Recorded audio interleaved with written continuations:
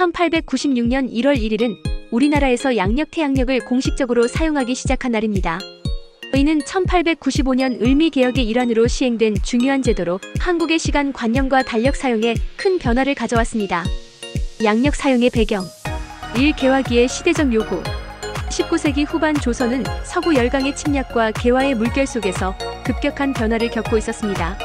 일본, 청나라, 러시아 등 외세의 영향을 받으며 조선 내부에서도 근대화를 향한 다양한 개혁이 추진되었고, 그중 을미개혁은 정치, 사회, 문화 전반에 걸쳐 근대적 제도를 도입하는 데 초점을 맞추었습니다.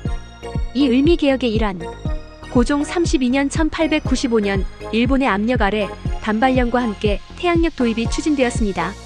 음력은 달의 움직임을 기준으로 한 반면 양력은 태양의 움직임을 기준으로 한 달력입니다. 서구 국가들이 양력을 사용하고 있었기 때문에 국제사회와의 교류를 원활히 하기 위해 양력 도입이 필요하다는 판단이 있었습니다.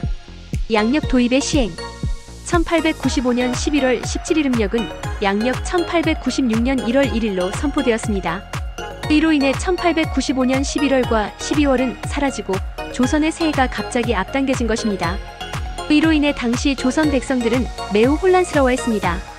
기존의 음력을 기준으로 생활하던 선조들은 갑작스러운 달력 변경에 어리둥절했습니다.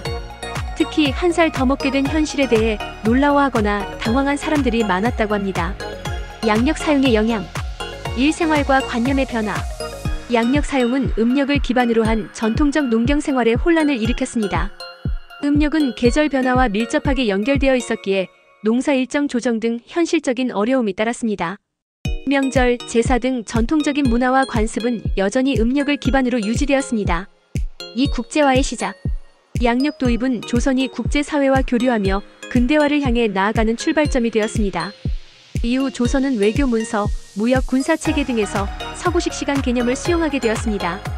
3을미 개혁의 역사적 의미 양력 도입은 단순히 달력 체계의 변경이 아니라 조선이 근대국가로 전환하는 과정에서 나타난 중요한 개혁 중 하나로 평가됩니다.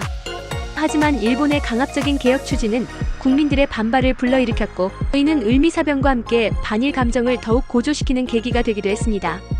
재미있는 이야기 갑작스러운 새해 당시 사람들은 갑작스럽게 새해를 맞이하게 되면서 아직 1895년이 끝나지 않았는데 벌써 1896년이라니? 라는 혼란을 겪었다고 합니다. 특히 한 살을 더 먹게 된 현실에 대해 한 해를 덜 살았다 며 농담 섞인 불만을 제기한 일화도 전해집니다. 새해 인사 오늘날에는 양력이 일상에 자리 잡았지만 음력을 함께 사용하는 관습은 여전히 남아있습니다. 이는 우리의 전통과 근대화가 공존하는 독특한 문화적 특징을 보여줍니다. 새해에는 양력과 음력을 모두 아우르는 조화로운 삶을 기원하며 새해 복 많이 받으세요.